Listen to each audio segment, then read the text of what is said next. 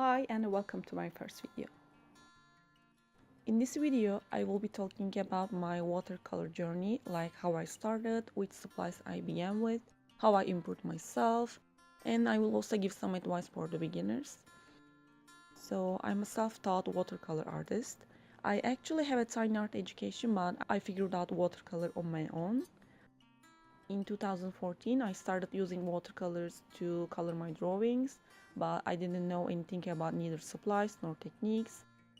I didn't know which watercolor brands I should prefer, what type of brushes are suitable for watercolor. I just had a few old brushes and a cheap watercolor palette in my home. I was thinking that I can use any thick paper for watercolor. I was going to nearest stationery shop and I was buying the cheapest paper I find. I started sharing my art and following art accounts on Instagram. My timeline was full of art and it was inspiring me to paint more and try different techniques. I was painting almost every day. The times that I wasn't painting, I was just thinking about my next painting. Actually, the reason why I started doing watercolor is that I wasn't in a good psychological condition and I wanted to get away from some thoughts I had. And watercolor helped me to deal with some issues in my life. It was my medicine and it still is. Since I tried almost every technique I saw on Instagram, I started to understand how low quality my supplies were. For example, water wasn't spreading on my paper like in the videos I saw. That's why I started to search for quality supplies and I learned tons of things from the internet. Now I'm using artist quality papers and both student and artist quality paints.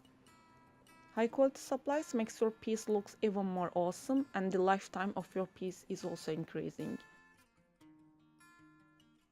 I owe Instagram a lot. I learned many things from the art accounts. I observed a lot, tried a lot and made mistakes a lot. And more importantly, I shared a lot.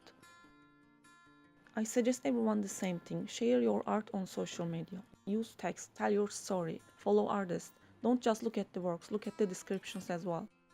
Many artists write down the materials they use. Sometimes they share advice. So make your research and be consistent. Use reference photos. It helps you to understand the shape and the perspective. Watch tutorials. Try different techniques, try different supplies. Just start from somewhere. If you just saw a beautiful painting, try it. Play with colors every day. If you think you don't have time, do it 10 minutes. Each try will help you to develop your muscle memory. In each try, you will figure out something.